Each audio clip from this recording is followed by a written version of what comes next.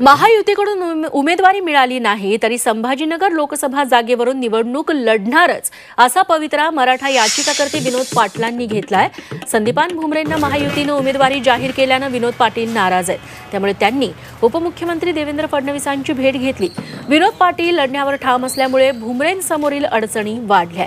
दरम्यान विनोद पाटील भुमरेंना विरोध करतील असं वाटत नसल्याचं अब्दुल सत्तार म्हणाले। संभाजीनगर लोकसभेसाठी मी इच्छुक होतो।